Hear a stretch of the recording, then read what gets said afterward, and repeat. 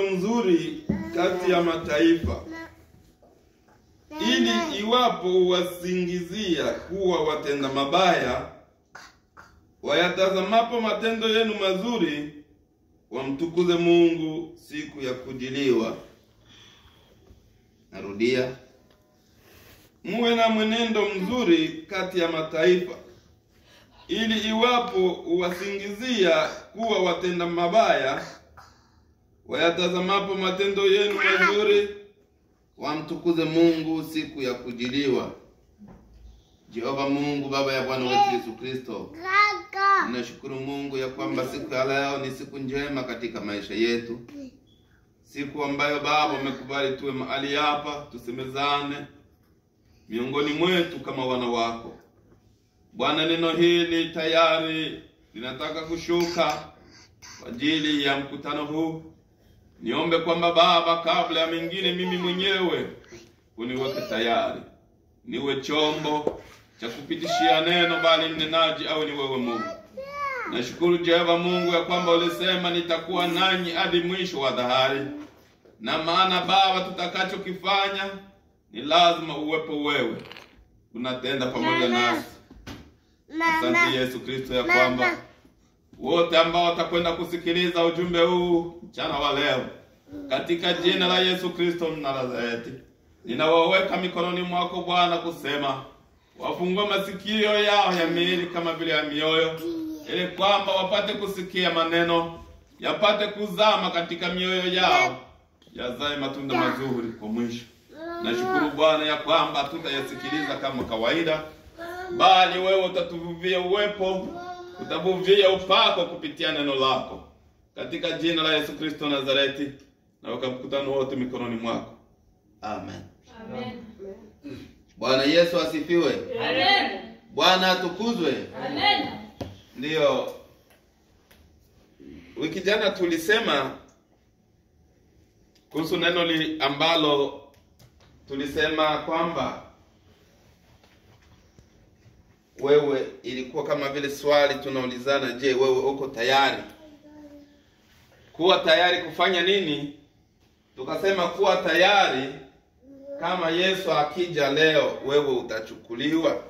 Yesu akija leo, utanyakuliwa. Haleluya. Amen. Tukasema ya kwamba Yesu kuja kwake kulichukua kanisa. Hakuna saa fulani wala mwaka wala siku.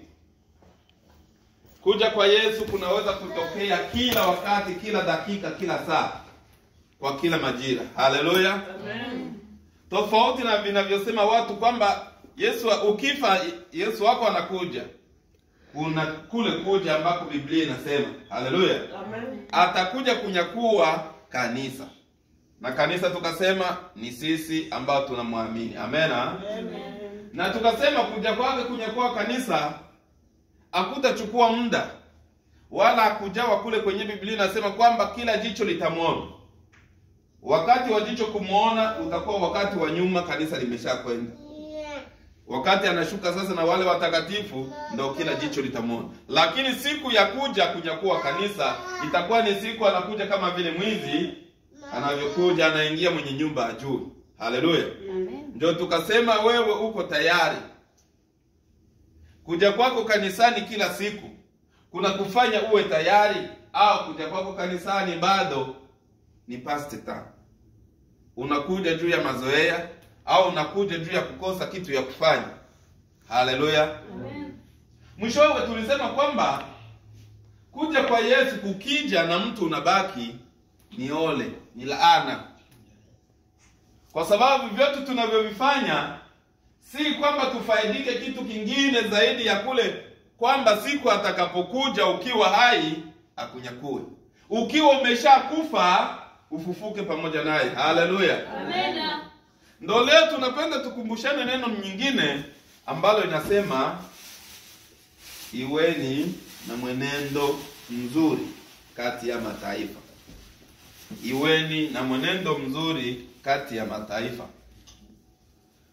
Tunaowasema mataifa katika lugha hii ya kibiblia ni watu wa dunia. Haleluya. Amen. wale watu ambao wamwamini Yesu Kristo, wapagani, ndo ambao tunawaita mataifa katika lugha hii ya Biblia. Ni kweli kwamba duniani tunapoishi shetani anafanya kazi, malaika zake wanafanya kazi, mambo mabaya yanatendeka hapa na pale, mabaya yanatendeka kila saa, lakini haijazuia mtu kufanya yaliyo mema. Haleluya! Kama Yesu alikuja duniani akaishi bila dhambi, wakati aliishi katika dunia ya dhambi, na anataka wale wote ambao wanamfuata waishi maisha yasiyo na dhambi. Haleluya! Katika neno hili tutagusa mambo mawili madogo ambayo kidogo tutakwenda kuzungumzia. Katika kuwa na mwenendo mzuri kati ya mataifa, kuna mambo mawili ambayo yanatokea au yanapaswa kutokea hapa. Si kwamba ukiwa Mkristo ndo kila mtu atakupigia mikono Mkristo. Haleluya! Amen. Kuwa kwako Mkristo labda ni chukizo kwa mtu mwingine. Kuwa kwako Mkristo, mtu mwingine iko pale kutafuta mbinu za kuangusha. Tutaona kama atafika wapi. Ule naye anaweza kuwa hivi, ule naye anaweza kuwa hivi. Haleluya. Amen. Lakini Biblia inatuambia hapa kwamba wewe ujapokuwa Mkristo watakuzingizia mambo. Haleluya. Watasema mambo juu yako, watakupaka matope. Haleluya. Ni kusema kwamba ujapokuwa Mkristo usiishi maisha ya kusema kwamba kila atakaye kuona atasema vema. Maisha yako uishi maisha ya kujua kwamba chochote nitakachokifanya mtu mwingine kuna watu wengine ambao watakichukulia ubaya. Kuna watu wengine ambao watakichukua katika njia nyingine tofauti na ninavyofanya. Haleluya. Amen. Maanisho kwamba katika maisha yote ya Ukristo ni lazima utapata watu wanaokuzingizia mambo. Ni lazima watu watakupaka matope kwa kazi unayoifanya. Lengo na kusudi si lingine, ni kwamba uonekane umeshindwa, ni kwamba uonekane umeanguka. Haleluya. Amen. Utakutana leo ulimwengu ulivyo, ukikuta wale wainjilisti wakubwa katika ulimwengu siku ya leo, kama utawajua 10, katika ile 10 unapaswa kusikia 9 kila mtu anasema huyu Freemason, huyu ni wa mapepo, huyu ni wa hivi. Bwana Yesu aturumie sana. Huruma. Wale wenyewe tunajua karibu wengi, ni lazima utasikia hivyo. Ni lazima vinafanyika. Na kitu kilichoko cha muhimu kinachopana moyo ni kwamba Yesu mwenyewe wakati alipoishi aliitwa mkuu wa Beelzebul, anatoa mapepo kwa Beelzebul. Haleluya. Amen. Sisi tunaamini ni mwana wa Mungu, lakini watu walimuita yeye anatumikisha pepo kwa kutoa mapepo. Yesu akasema, je, pepo anaweza kusumbua pepo mwenzake? Sema hapana. Na pamoja na hayo kwamba watu hata kwamba wanakwenda kufanya hayo, kuwazingizia na kuwasema watumishi wa Mungu wengi wanavyoishi, ni kwamba watu tumeshapoteza ile nafasi ya kumpa Mungu tukufu, tunampa shetani nafasi kubwa katika maisha. Mtu anaona chochote kinachofanyika kama ishara ni shetani. Lakini tunasahau Yesu mwenyewe alisema, na waaminio maishara itaambatana nao. Mtakwenda kukanyaga nyoka na haitawauma. Kuna kitu kilicho ishara zaidi ya hiyo? Nyoka mkanyage tu nyoka na akuache. Mtakula vitu vya kuuisha na havitawazuru. Lakini hivyo vyote leo tukiviona vinachukua watu tunasema ni maji. Na siku tulijua Freemason tunasema Freemason. Wakati hiyo Freemason ilikuwa miaka yote. Haleluya. Ni kusema kwamba wewe kama vile Mkristo, mwenendo wako usiugeuze juu mtu mwingine anasema fulani iko hivi. Usijali. Haleluya. Usijali juu fulani anasema hivi.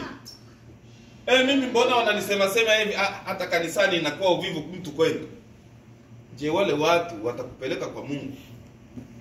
Ukiwafuata juu wao wanasema, uliendaka kanisani juu yao? Ulimfuata Yesu juu yao? Jibu ni hapana. Haleluya. kila mtu anamfuata Yesu juu ya maisha yake mwenyewe. Kusema kwamba wajapo kuzingizia mambo mabaya, wewe endelea kutenda yaliyo mazuri. Haleluya. Endelea kutakasa mwenendo wako. Usijali kwa sababu ni lazima yawepo. Ni lazima upakwe matope. Biblia ikasema kwamba dhahabu kwa kufanyika iwe dhahabu, kwa kuonekana ni pure dhahabu, ni lazima inapitishwa kwenye moto. Haleluya. Amen. Hutakuwa Mkristo mwenyewe, utakuwa Mkristo wakati unasimama uliinuka tu ndiko Mkristo na unaishi maisha niko Mkristo, watu wote wanapiga mikono Mkristo. Lakini pamoja na kwamba vile ambavyo wanakupitisha ndani, yale ambayo wanakupaka matope, watapoona kwamba hayakuchafua nguo, anasema huyu mtu kweli ni wa Mungu. Haleluya. Amen. Vyenyewe watasema juu yako, vyenyewe watafikiria juu yako, wajapoona kwamba havijaleta matendo yoyote yanayofanana na wanavyosema, watasema Mungu huyu ni wake. Haleluya. Amen. Kilichoko cha pili ni kwamba Biblia inavyosema hapa kwamba uendelee kutenda matendo mazuri, ili kwamba wajapoona matendo yako mazuri wapate kumtukuza nani? Mungu. Ni kusema kwamba mwenendo wetu tujapoishi na mwenendo mzuri kati ya mataifa, utukufu hautujie sisi, utukufu na mnaendea Mungu. Haleluya. Juu yule ambaye alikuwa anakujaribu yeye, yule ambaye alikuwa anakusema yeye, tena atakuwa wa kwanza kusema lakini yule mtu kweli maisha yake iko tofauti. Yenye tulikuwa tunamfikiria sivyo. Haleluya. Amen. Mungu wake kweli anafanya kazi. Katika dunia ukiishi kwa kuhofia kusemwa na watu, ukiishi kwa kuhofia kuzingiziwa na watu, ukiishi kwa kujirudisha nyuma juu watu wamesema, mwisho wako ni kuzimu. Haleluya. Amen. Hutaenda katika ulimwengu wenye watu wote watakupigia mikono. Ufanye nini? Ufanye nini? Ni lazima wakucheka watacheka, wakusema watasema, lakini kilichoko ni kwamba wewe simama katika ile iliyo kweli. Haleluya. Amen. Biblia katika Mathayo inasema kwamba sisi ni chumvi ya dunia. Haleluya. Amen. Ukipiga mboga yenyewe ina chumvi, katika Kiwembe wanaita jamu. Mkiwekwa watu 5 wakule chakula yenyewe ina chumvi hapo, labda wamoja watatapika. Haleluya. Ni wachache wenye mioyo yao roho zao ziko hizi kukula kitu na anajisikia sawa. Lakini chumvi akiwekwa kinaleta ladha. Na ndivyo tulivyo wa Kristo. Dunia ni dunia ambayo inachafuka. Dunia ni dunia ambayo hainyooki. Lakini pamoja na kwamba wewe ni Mkristo unayemjua Yesu, unayemfuata Yesu, ukiwa ndani ya dunia unaanza kuinyoosha. Haleluya. Amen. Ukiwa ndani ya dunia unaanza kuifanya iwe na sura nyingine. Haleluya. Amen. Mtu mwingine atawaza aseme mimi naweza kunyoosha dunia namna gani? Naweza kuigeuza namna gani? Ukifuata vizuri injili ilikotoka, haikuanza na maelfu ya watu. Haikuanza na wasomi. Injili haikuanza na wachungaji. Ilianza na watu wenyewe walienda kuokota mkazi zenye watu wanazarau. Naamini wote wenyewe tulitoka kule kwetu tunajua kama mtu kazi yake ni kuvua samaki, ni pesher, huyo mtu anakamatiwa ni wa level ya chini sana. Mwenye ekipe ndio anakuwa iko na samani, lakini wale wanafanya ile kazi kwetu wanachukuliwa ndo wale watu wa niveau ya chini. Haleluya. Amen. Lakini Mungu kwa kuwa yeye ni Mungu anapenda kuconfondre maisha ya wanadamu. Yesu alipokuja alienda kuchukua watu kama na wale. Na ni vile ambavyo tulikuwa tunawachukulia kwetu na kwao ndivyo walikuwa wanachukuliwa. Juu wale wote wa mitume wa Yesu hautasikia mwenye anasemwa yeye alikuwa na lisansi hivi. Wasomi walikuwa walishakuwa ile wakati. Tofauti na Paulo ambaye yeye alikuwa kwanza mtu wa dini, ndo baada ya kumtesa Yesu, Yesu akamgeuza awe mtu wake, ndo anasema alikuwa mwalimu wa sheria. Haleluya. Lakini wale 12 wote habari zenyewe zinajulikana, alikuwa mvuvi. Alikuwa mvuvi. Mathayo alikuwa taxatere. Kwetu wa taxatere nao hawapewa kazi, hawapaki wa kusoma. Ni wadangi mjomba wake iko mkubwa, huo na collect franga pale wewe. Unaweza kuturumia sana.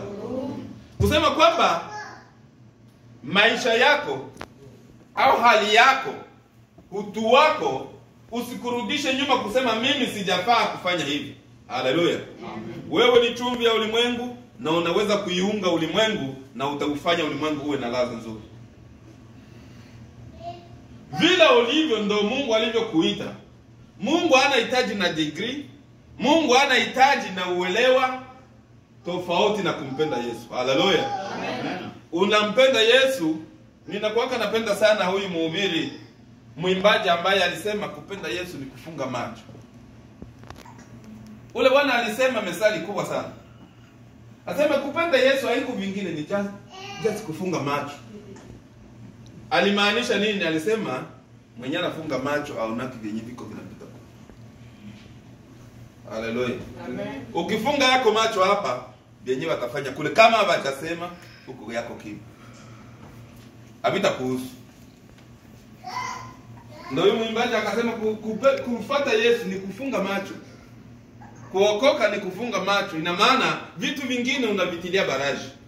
Vinafanyika lakini mimi simo miongoni mwao wanaofanya hivi. Haleluya. Amen. Maisha yetu ya Ukristo ni lazima tuitangaze katika matendo. Tofauti na kusema mimi ninakuwa Mkristo mimi. Mimi niko Mkristo. Hila haina kazi. Watu wakuseme huyu ni Mkristo. Haleluya. Kwa matendo yenyewe utaonesha ndo waseme fulani anakuwa Mkristo. Hapana, mko mu watu sio wa Kristo si. Sawa. Sana watu tunapendaka kusema mfano wa pombe sana. Junjo watu wengi wanaonaka ndo dhambi sana ya kubwa au dhambi ni. Kuko mtu iko anapenda akiona mtu anakunywa pombe ni kama au afukuze kwa hali gani. Lakini utamkuta saa aliona mtu wa pombe anataka afukuze huyu, saa kidogo matusi inakuwa mkini. Kuko tofauti gani ya hii matusi ulifanya hapa na ule mwenye alikuwa anakunywa? Kwanza hakukunywisha. Alikuwa yeye ndio alikuwa anakunywa. Bwana Yesu aturumie sana. Kusema kwamba kuko vingine vyenye tunafanya juu ya kutaka sawa prestige. Aonekane fulani ni Mkristo sana. Katika Ukristo hakuna cha Ukristo sana.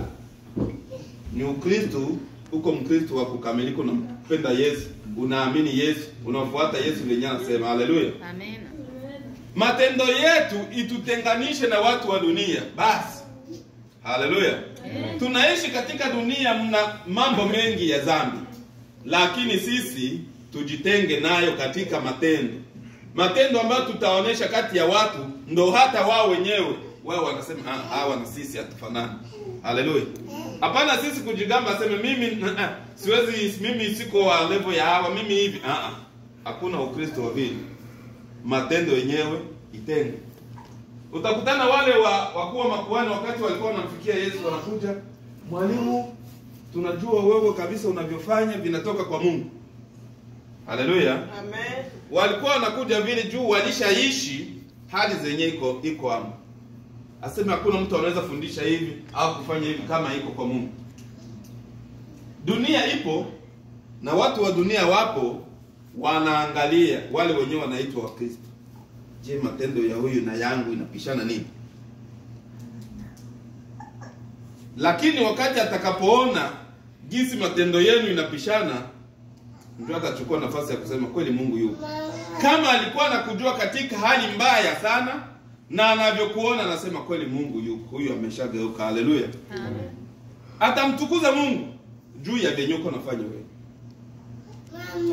Kusema kwamba huwa Mkristo kule kumfuata Yesu akuendani na kujitapa.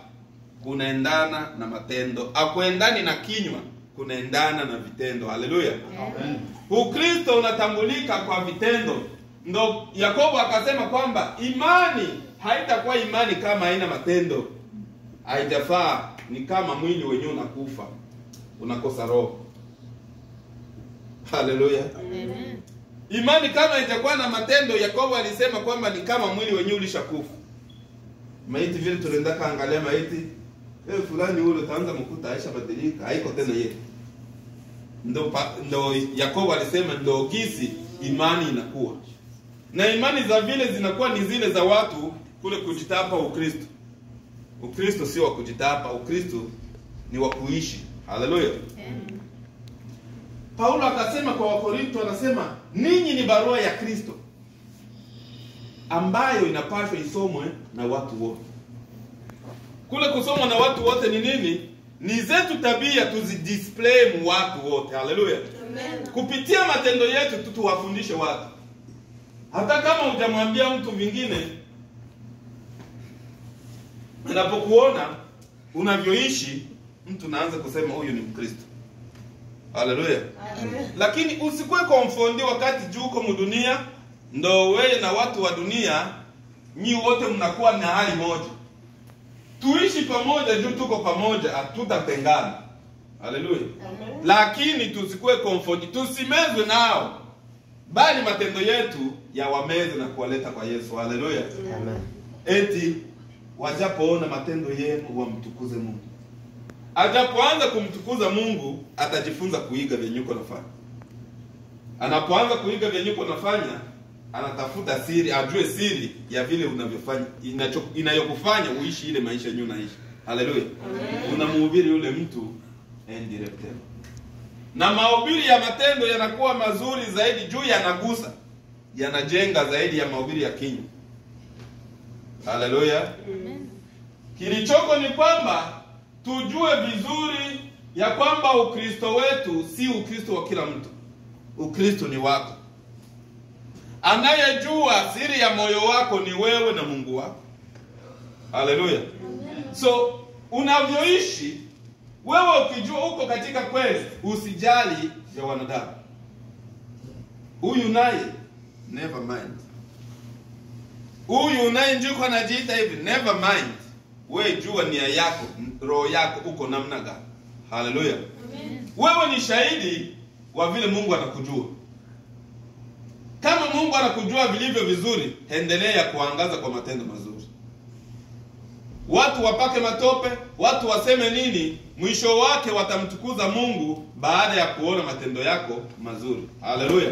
Amen. Lakini ukiwa wewe ndio unajiangaza tu pekee kwa kinywa, kujipamba kuliko kumtukuza Mungu, ni jina la Bwana litakwenda kutukana. Ona wenyewe wanajiita wa Kristo. Ona wenyewe wanajiita hivi. Angalia venye alifanya. Juu matendo wameona mengine. Lakini yakiwa mazuri ndo uko na display, ingawaje wao walikuwa katika vinywa vyao, walikuwa na mambo mabaya zidi yako, utukufu utaenda kumrudilia Mungu. Haleluya. Amen. Acha tusome Isaya 10 mstari wake wa 3.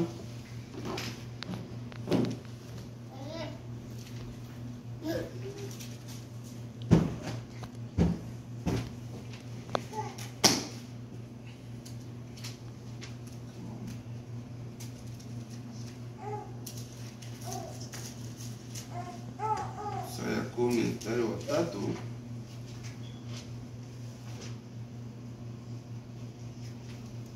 Nanyi mtafanya nini siku ya kujiliwa na wakati wa uangamivu?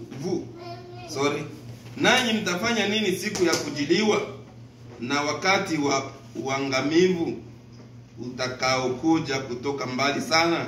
Je, mtakimbilia nani mpate msaada? Na utukufu wenu utauacha wapi? Watainama chini ya wafungwa tu, wataanguka chini yao waliouawa. Pamoja na hayo yote, hasira yake haikugeukia mbali, lakini mkono wake umenyoshwa hata sasa. Haleluya. Amen. Isaya hapa anakwenda kuwauliza watu kwamba siku ile ya kiyama wewe utaenda wapi? Utakuwa wapi? Kama unaishi kwa kuonesha watu, unaishi kwa kudisplay tabia yenye haiko ndani, siku ya kiyama wewe utaenda wapi? Haleluya.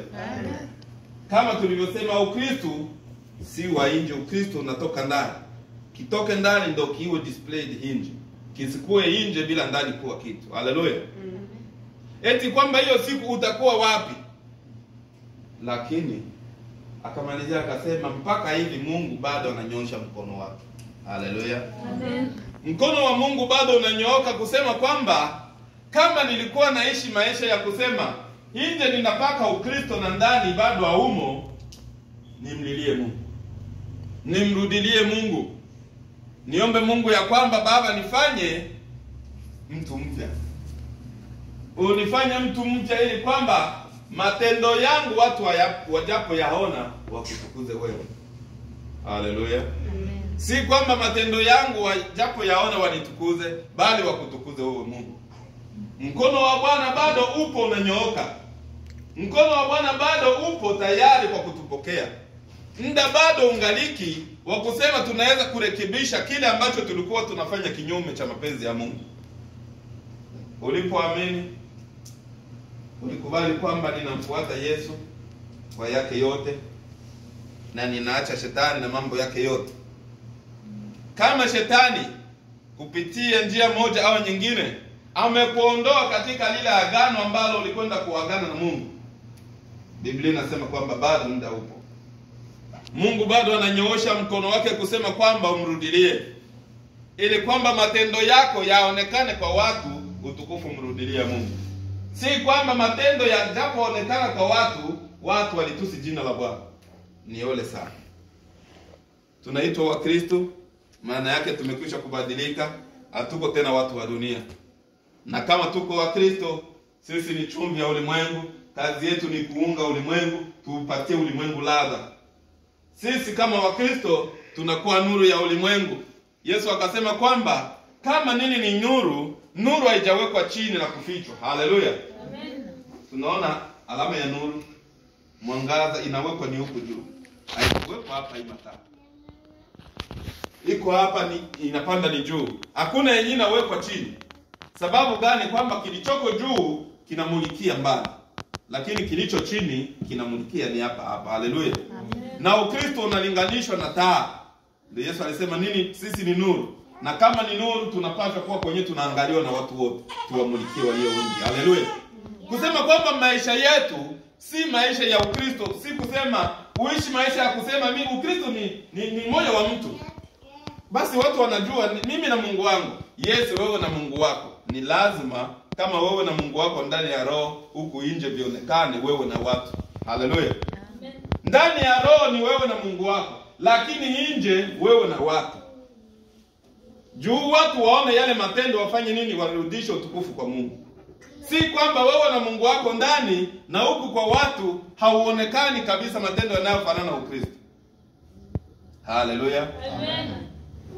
Watu wajapotuzingizia yaliyo mabaya, tuendelee kutenda mema. Watu wajapotusema vilivyo vibaya, tuendelee kubaki katika msimamo ulio mzuri, ili mwisho wake wamtukuze Mungu. Tuwe na mwenendo mzuri kati ya mataifa. Kuwa na mwenendo mzuri kati ya mataifa kutaleta faida, kwamba wale wasiomjua Mungu watamtukuza, wale wasiomjua Mungu watamrudilia. Na hiyo ni kama jukumu kubwa ya Ukristo, kuwaleta watu wengine kwa Yesu, kuwafanya watu wengine wajue jina la Yesu. Si kwa mdomo tu, bali pamoja na matendo tutakwenda kuweza kutimiza hilo. Haleluya. Amen. Haleluya. Amen. Bwana Yesu asifiwe. Amen. Tutakwenda kuomba kwa kumalizia kusema tuna nafasi kama vile Biblia imetuahidi kwamba mkono wa Mungu bado upo. Kila mtu tuinamishe vichwa vyetu.